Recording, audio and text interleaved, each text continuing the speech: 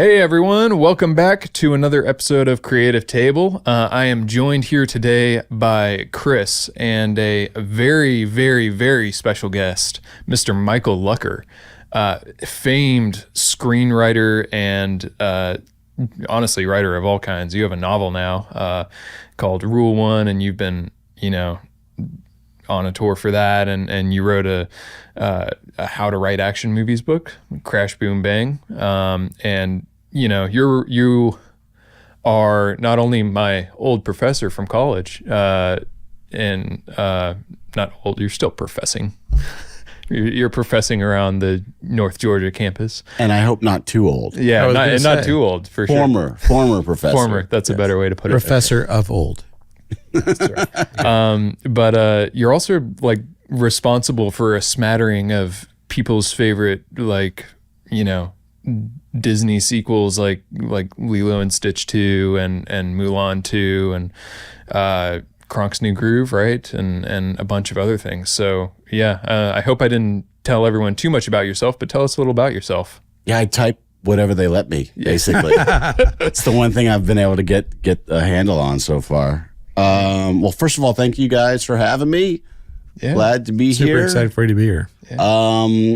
Yeah, I'll give you my background in a nutshell, I guess. I grew up writing songs for girls I had crushes on in elementary school and who wouldn't pay attention to me, and that nearly worked. And then I went off and started writing for the school paper in high school, and then I got asked to write a play in high school, which was a hit, and then I went off to college and learned how to write commercials and started writing and directing commercials while I was in college, learning how to write screenplays.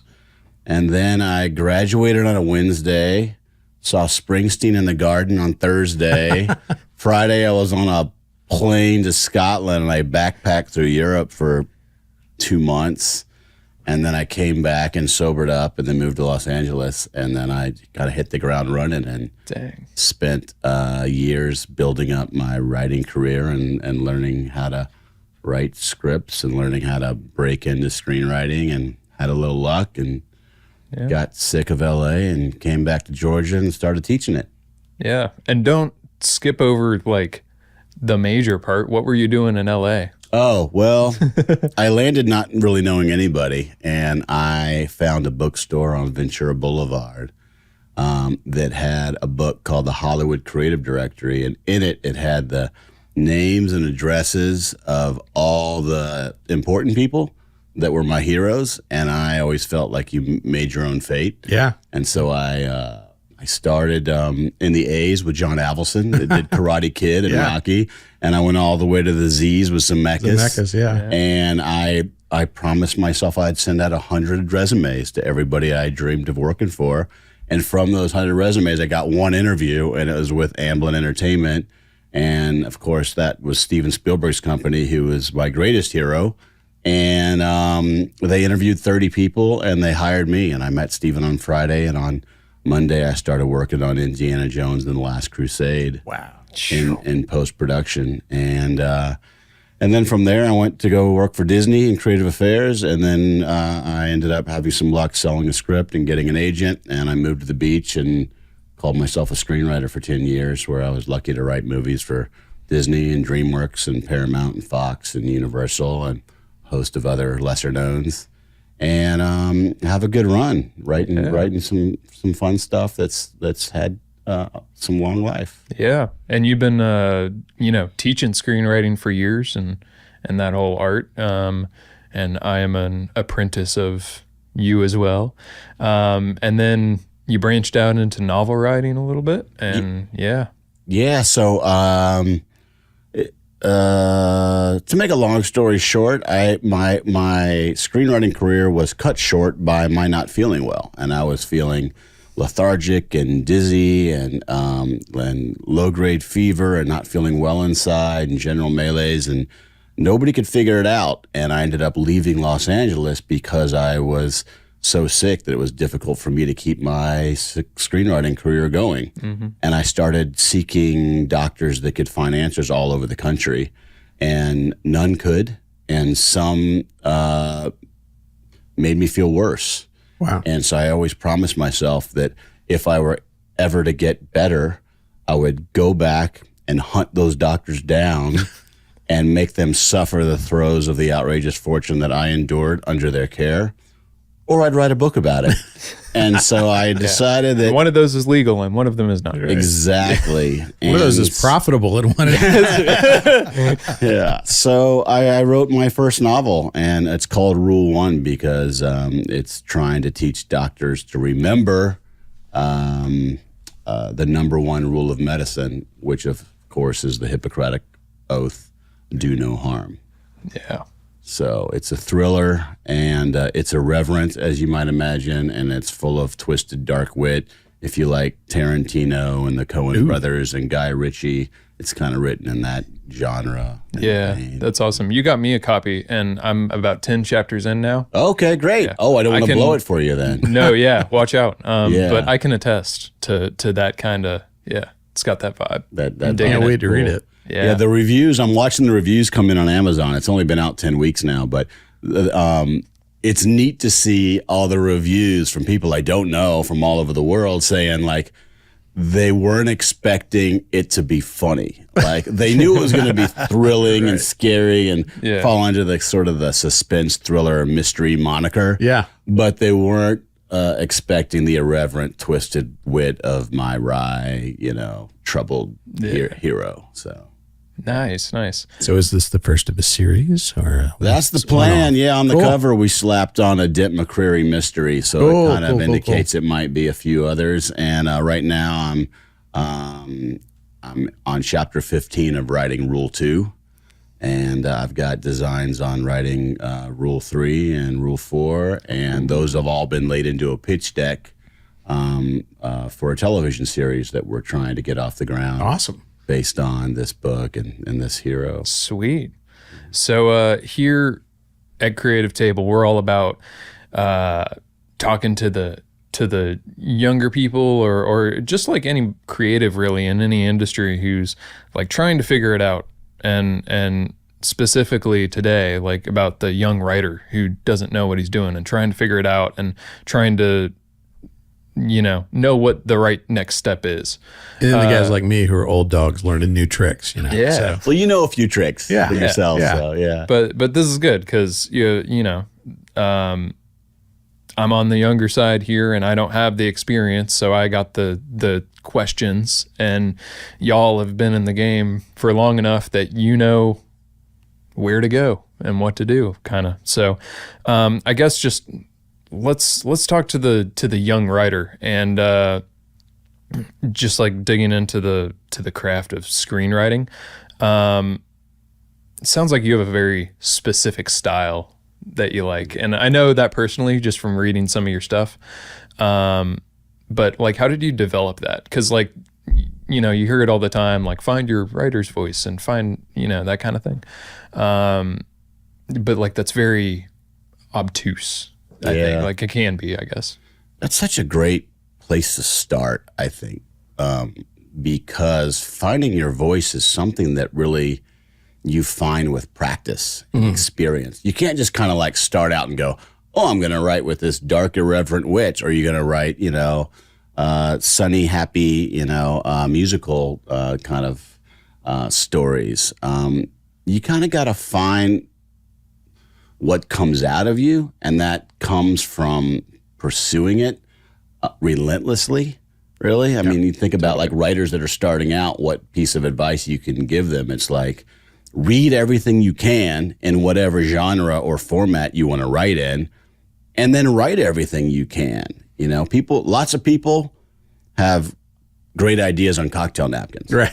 But not all of them will sit down and turn that cocktail napkin into a 110-page screenplay or a 70,000-word novel, let alone 3 of them or 5 of them or 8 of them. Totally. So whenever I'm, approached by young writers wanting to know about the craft, and they say, hey, I'm a screenwriter, my first question is, first I say, that's great. How many scripts have you written? Mm-hmm. And every busboy and waiter in Los Angeles County has a script they're working on. Right. But not all of them have finished one. Yeah. Right. And a lot of them have a few that they haven't finished. Yeah. And They all have the perpetual in progress script. Like, Yeah. when it's finished, yeah. it's going to be great and I'm going to break in. Yeah. Yeah. But as you know, it's like starting one and finishing one are like two completely different Very different. beasts, you know? And so you kind of got to get in there, roll up your sleeves and suffer the slings and arrows of navigating a 60-page second act before you really learn how to tell feature stories, let alone writing series. And you're developing content for not only 60-minute episodes, but 10 of them in a season and ideally 5 seasons. And so you're looking at 50 hours of content. Yeah. And building that takes a little bit of vision and a little bit of experience. That's 3,000 pages for you non-math nerds. Yeah. Wow, that was fast. You just pulled that out, didn't you?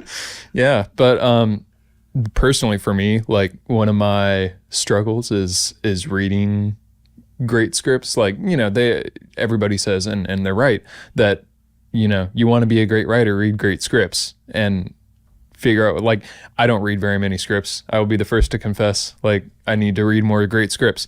But I guess, like, specifically, what does reading great things teach you as a writer? Like, what would you say, like, is the biggest benefit there? Because, like, the younger writer, like, might, or like the inexperienced guy might be like, you know, I've seen all the movies. I don't need to read the scripts for them. Like, I know that they go. Oh, and it's I know such what a makes them different good. experience. Yeah, yeah. Such a different experience. Completely. So Yeah. now in my feature writing class, where I'm teaching at the university, I have them reading feature scripts, and then I have them watching the movies. And I'm trying to pick movies they may not have seen before. Yeah. That way, when they read it cold on the page for the first time, they're kind of able to envision it in their mind's eye, and they got to do the math themselves. Totally. Before they watch, you know, Clint Eastwood or Bruce Willis or, you know, Johnny Depp walk onto screen and act it out. But then what I added is now I have them watching an interview with the screenwriter about the process of writing that script and seeing the movie made. So there's kind of like this little triangle of development that hopefully, you know, feeds their, say, imagination, but also inspiration. Yeah. you know? So for reading scripts,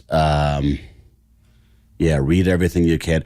So I'd say pull from them what you like. Like when I first started trying to write scripts, Shane Black was busting out, and I'm a big Shane Black fan. Oh, yeah. So I was reading all of his work, and I was seeing how he'd write staccato sentences for action, for example. Yeah. And I saw the wry banter between, you know, the primary characters.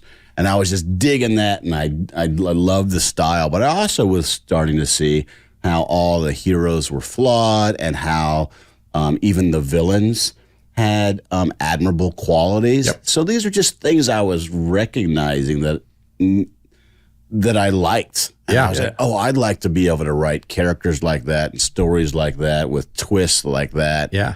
And so I started taking swings at them myself in my own way. And I'd say that's one of the best things you can do is find the movies or the stories or the scripts that you like and read those and see how those words were weaved on the page. But the one other thing I was going to add to what you said, Eli, was like, it's okay to read bad scripts too. Sure. Oh, totally. Because you see, like, that's awful, that's boring, that's dumb, that's contrived, that's confusing, and you realize the things that you don't want to do. And it's also inspirational too, because it's like, if this Totally. could get made, then surely what I'm writing Right. has a chance, you know? Absolutely. Right. Yeah. I've seen a lot of bad movies, and you do leave there going, I can do that. And frankly, I'm more humbled and scared when I see something amazing. I go back and watch some of the West Wing episodes that Aaron Sorkin wrote. Oh, amazing. And it's like, you watch one episode and you're like, I'm going to quit. It's like, it's like being a guitar player. You watch Eddie Van Halen or Joe Satriani. Yeah. And it's like, I'm not going to be able to do any of that. My son's a cinematographer, and when he was in his teens and just getting interested in movies and stuff, and we would do, like, we'd work on 48-hour film project pieces and stuff. Yeah. And we would watch different movies, and it's like, man, there are a million ways for a film to kind of fall flat, or, you know, there's a million ways for it to go wrong. And so when you see one that actually gets it all right, it's really inspiring. And also, like, man, that was probably this. You look at one of the ones that flopped, and you're like, that might have been a really good screenplay, but 3 other things happened during the production, and that's out of your hands, man. Yeah. It's why so many writers go on to become directors, is they become frustrated or saddened by seeing totally what get happens with their work. And it's like, well, let me see if I can try and manage the production in such a way, or get the performances out of talent, or the shots out of camera that'll portray it on screen the way I see it in my mind. Yeah. But what they learn is directing's hard. Yeah. And making movies is hard. It's a lot of decisions. Yeah, it's a lot of decisions. I remember there being an interview with Spike Lee once, and he was talking about all the things it takes to make a great movie. Yeah. And the number one thing was luck. Like, you can be talented, you can surround yourself with talented people, you can have the budget and the schedule to accommodate it, but at the end, there's almost like this magic synergy that needs to happen with everything. Yeah, providence to really bring it to life to make great movies. Yeah. And that's why I continue to be impressed by great filmmakers that consistently make great movies. Yeah, that doesn't happen often. Can I ask a kind of technical voice question? Yeah. So I was looking at your resume, and so I think about, Spielberg. He's got a voice. There's a vibe to the stuff he writes and directs. Ron Howard, there's a vibe to the stuff he writes and directs. What does voice look like when you are a hired gun? When Disney says, "Hey, we need you to write whatever," especially if it's a sequel. How do you? At that point, are you like, I'm kind of turning my voice off. I'm a skill set, and I'm acquiring this voice of this existing property? Or how do you tackle that as a freelancer who's given an assignment?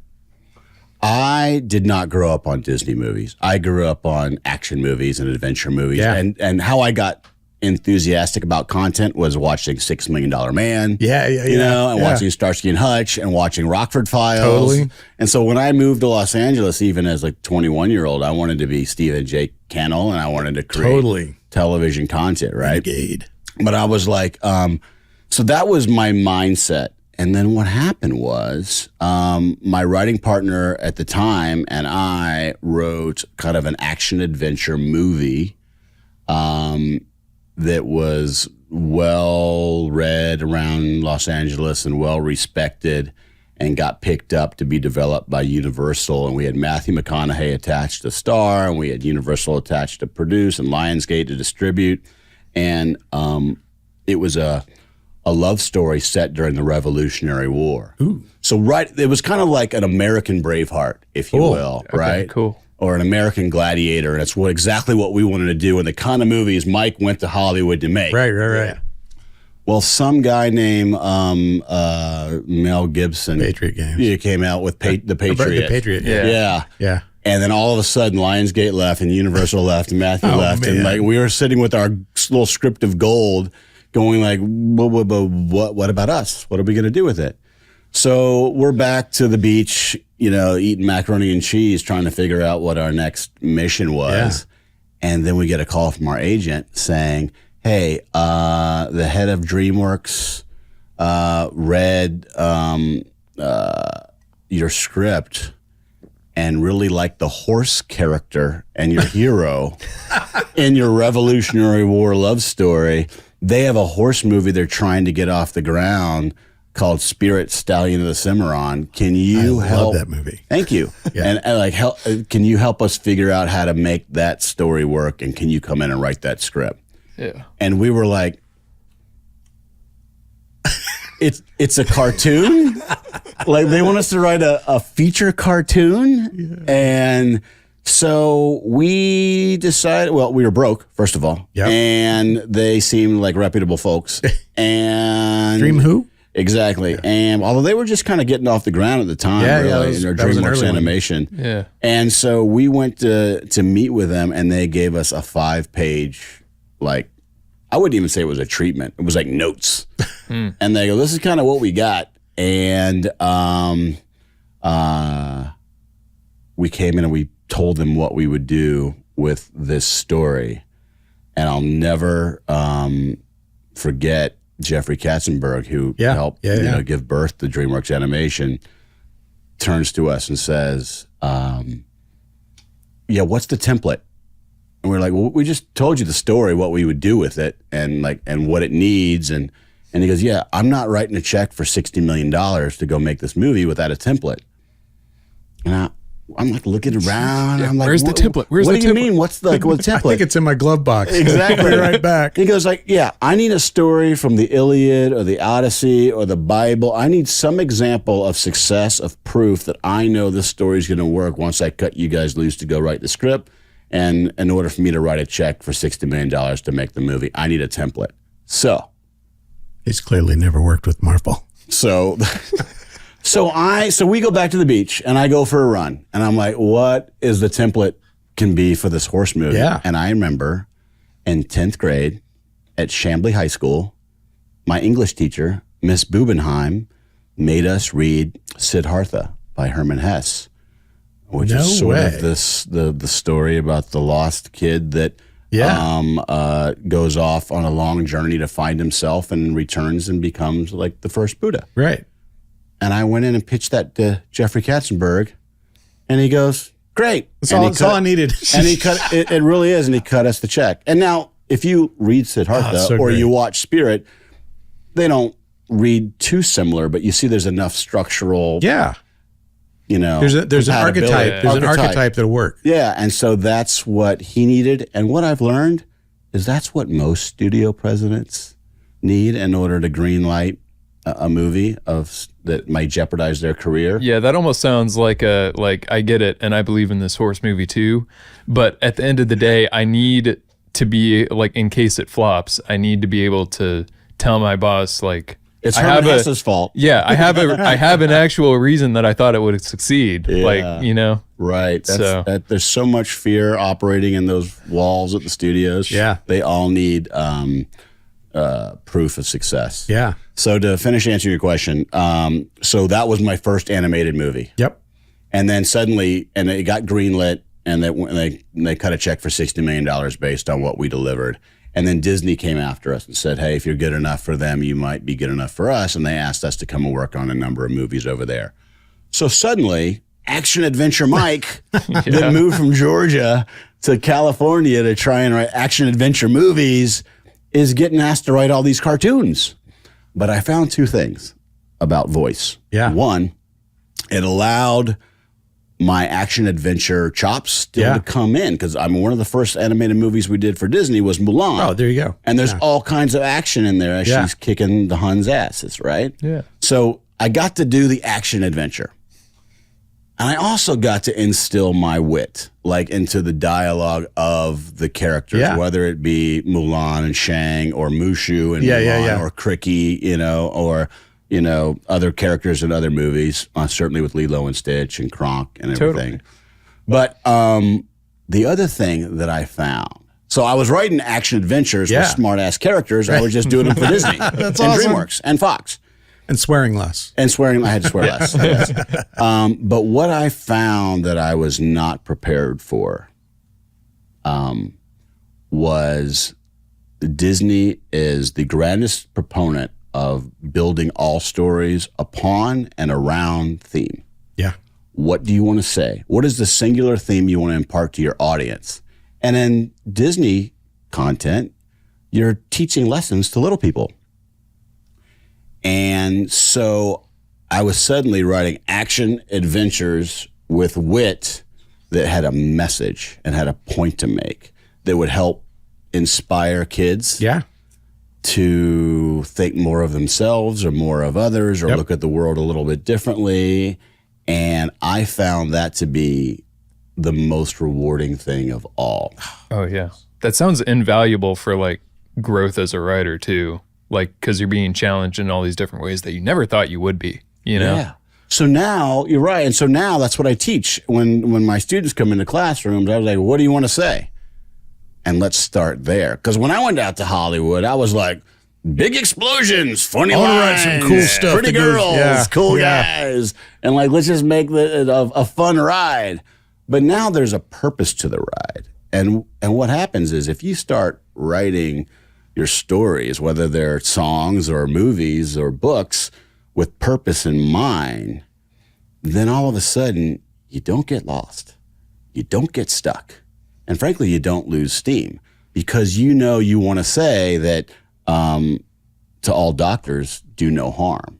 Or you want to say if the going gets tough, the tough get going. Or you want to say if all else fails, fall back on family. Yep. As soon as you get clear on that, it gives you focus that even the fastest jugglers of action and comedy and wit and plot would not have if they didn't have that message. Yeah. I love that. So I guess next question for you. You've written a lot of stuff just over the years. What are like some of the most, common pitfalls that you would say, like when you're in the script and writing specifically to that, like what are some common like writing, watch out, planting a red flag in the ground right here for, the next generation coming behind me. Look out, guys. Sure. I would say people start writing before they're ready. Meaning they start writing the script before they know the characters, before they know not only the heroes' hopes and dreams and fears and flaws, right, and quirks, but also maybe the villains' hopes and dreams and fears and flaws, and maybe the sidekick, and maybe the mentor or the sage or the love interests, and and the opponents and the secondary opponents and the tertiary opponents. Like once you have created a cast of characters that are all real, then they're going to really walk and talk for themselves. And I think new writers think that's boring, like doing all that non-writing stuff. It's like, or it's more of a chore. Yeah. To them. When you have those things to work with, it's like the writing gets funner and more exciting and easier. I mean, it's never easy, but it's like you have way more idea how to they're going to interact and how they're going to. So the example I often give in the classroom and in workshops to aspiring writers or even seasoned writers is like, if I told everybody, watching here today or listening to us to go like, I want you to go write a scene about Bob, and a snake gets loose in Bob's kitchen. What's Bob going to do? And everybody's like, I don't know, because I don't know Bob, right? Yeah. But then if I flip it and I say, what if the snake got loose in your mom's kitchen, right? What's she going to do? What is she going to do? And then everybody knows because they know their mom. Right. So I am like, that's what I want for you with all your characters. That's great. If you know who they all are, if they have a physics background or if they're snake tamers, right? Or if they're, cops or crips, then you might have an idea of how they will act and react in a scene. Yeah. So job one for all aspiring writers is to know your hero first and foremost, but to know the other characters, because then the story's just going to turn loose on itself. Yeah. And frankly, we as the writers are just following them around. Yeah. To see what the crip and the cop and the carpenter all do in a particular scene, Yeah, love that. What would you have to say about like, so characters and theme really are like the two major starting points, I would say, for writers. But like once you're on page 47 and you're in the weeds of it and trying to get through, I guess like not specifically to speak to like the act 2 getting lost in the woods problems that a lot of people have, but more just like generically, like what do I do if I run into getting lost there or overriding or, I feel like my exposition is super clunky or I don't have clarity on where I'm going or like that kind of thing.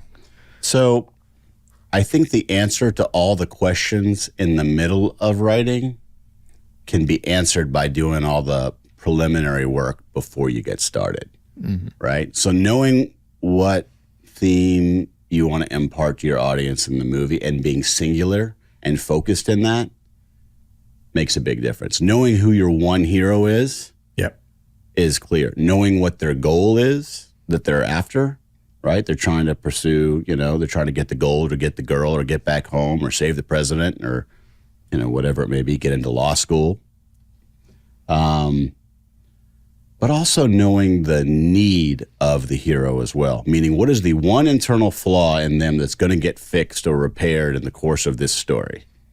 And I say that because it's usually the revelation of that need or the reparation of that need that clarifies the theme. Yep.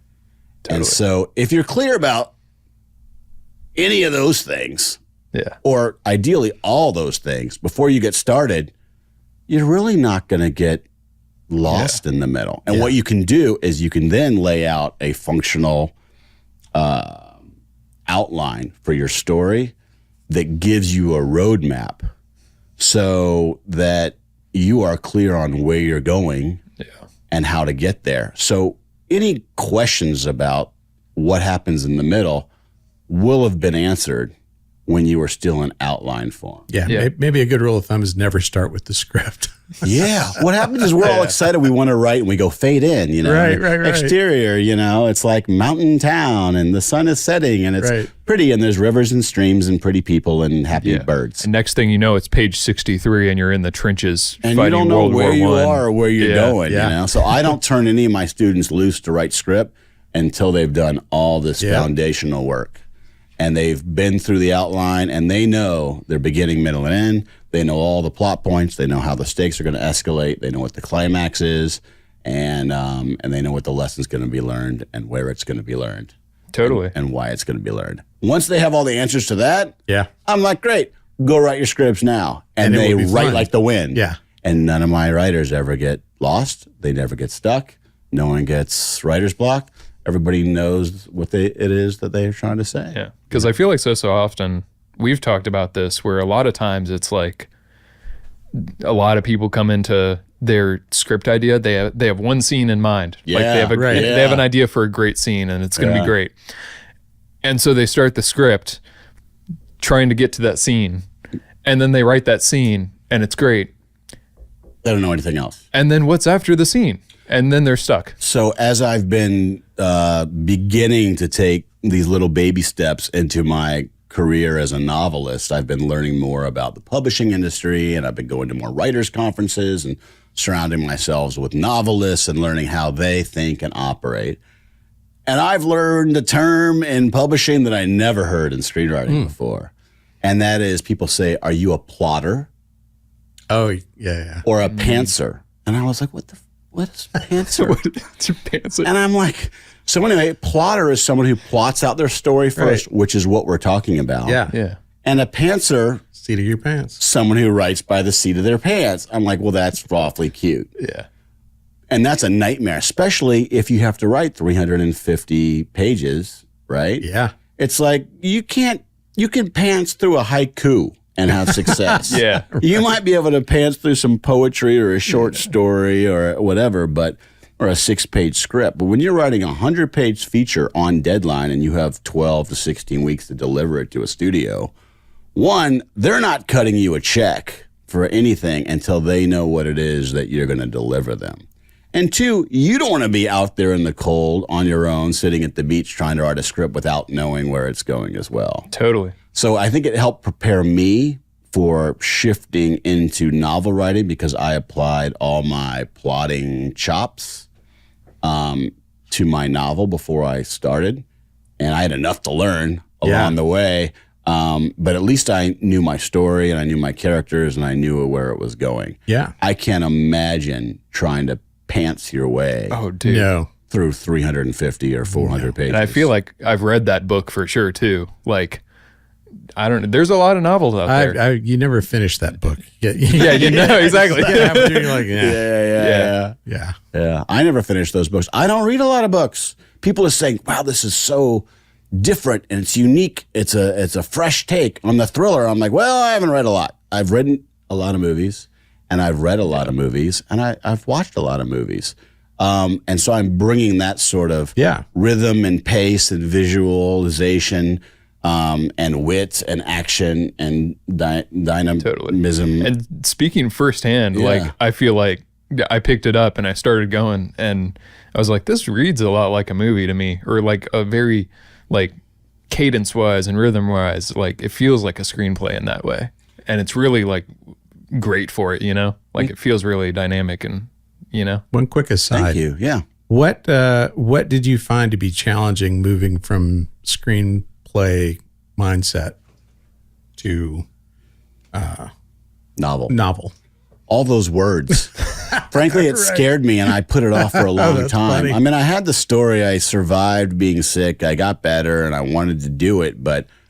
And I knew that my story about my recovery and my redemption was better suited for a book than a movie, at least my writing of it. And I always dreamed, I always wanted to be a real boy one day. I always wanted to be a real writer and write a novel. Yeah.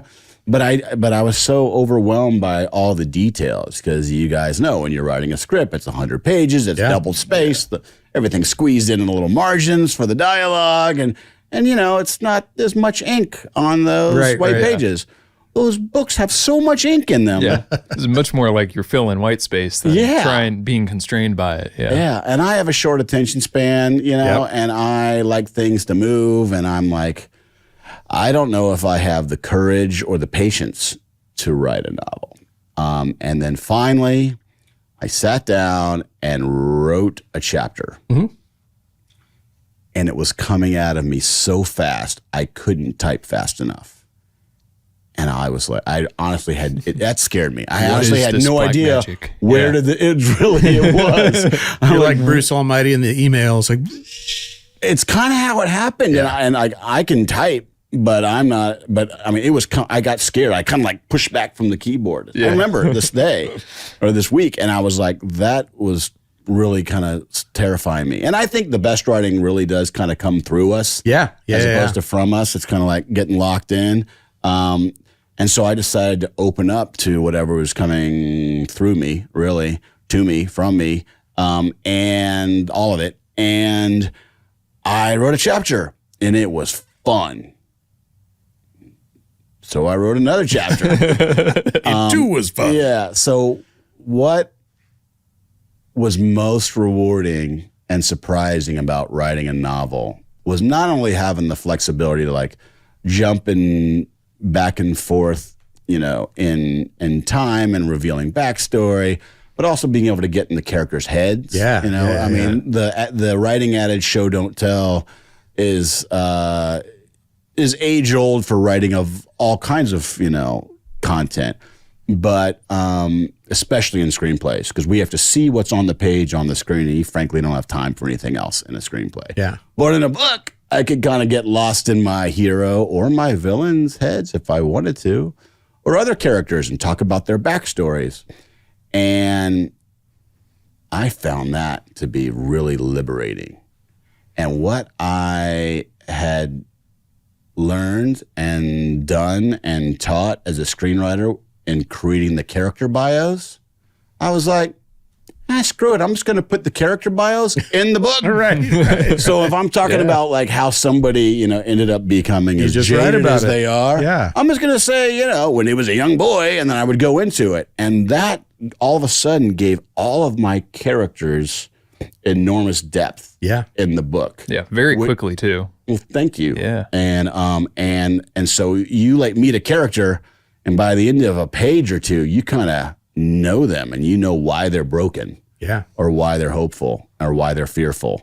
And I think that gives a lot of weight to the drama that they face in the present.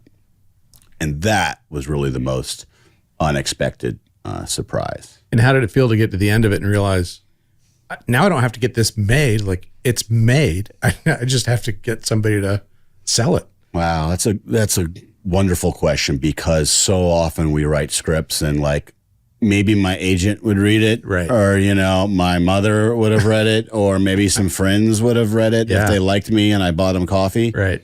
And then maybe every now and then 1 out of 10 or 12 would actually get made, and even those there'd be this army of collaboration of other creatives that would come and bring their own time and talent to it, turning it into a movie, and it'd be a little different than how it started. For sure. Or a lot different. For sure. Yeah. But nobody would get to read my words on the page except for like my agent and the producer and the actors. And like they would stop you on set and go, oh, I really enjoyed your writing. I'm like, thanks.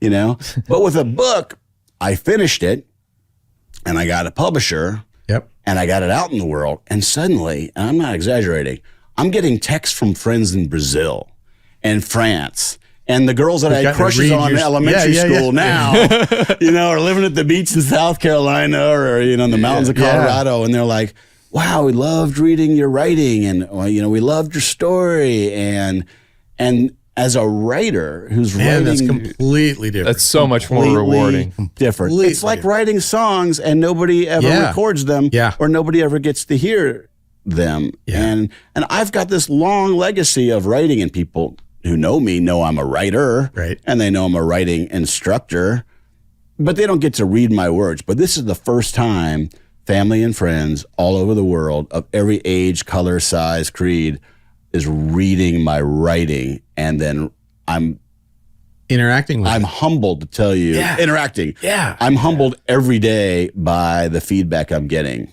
partially because of they're being thankfully complimentary about my writing style and the characters and everything, but also because the story in Rule 1 is touching so many because they all either have been or know someone or are close to someone that has been sick and has not been able to get well, or their mother was sick and doctors were mistreating them or misdiagnosing them or dismissing them.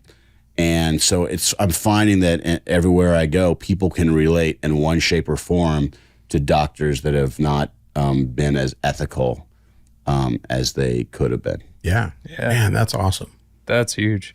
I guess just to wrap up here, what's your biggest piece of advice or biggest best practice you would say to the young writer listening who is curious about what it could be write something every day or always do this when you sit down to put something on the page.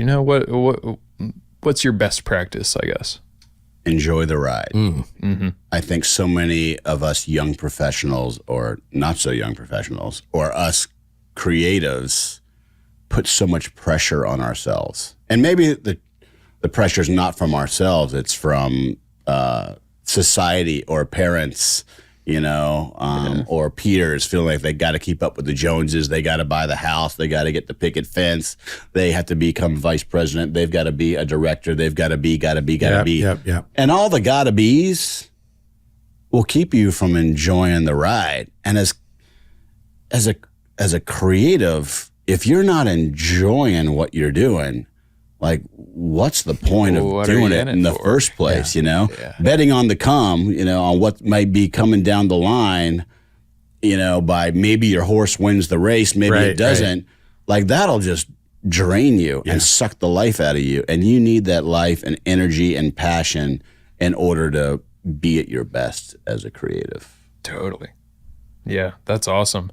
Well, I guess last but not least, give the ladies and gents a little teaser about your book, what or whatever else you want to talk about or what you got going on. Sure. Well, I was able to share a little bit of this story with you guys thus far, but I'll tell you that it has met with great reception in Los Angeles, my old stomping ground.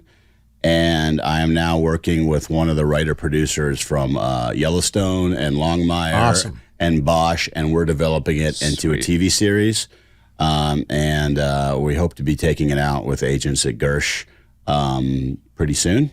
Very cool. And the hope is to make Rule 1 into an 8-episode limited series.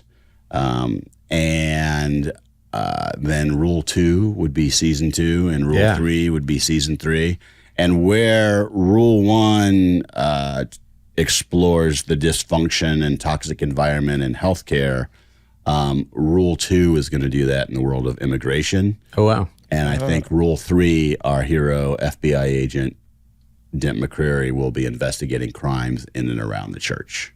Wow. Ooh. So, and I have ideas on other rules downstream, but right now I'm just so happy to be writing all of these in a way that allows me all this freedom. And then I hope that, whatever I'm done with them, I'll have this little legacy of the rule books Yeah. that everybody can go back and enjoy forevermore. That's awesome. Hey, you watching right now, rule number 1 is buy rule 1. Out today. We'll have a link in the description for it, as well as a link to Michael's website and all that stuff.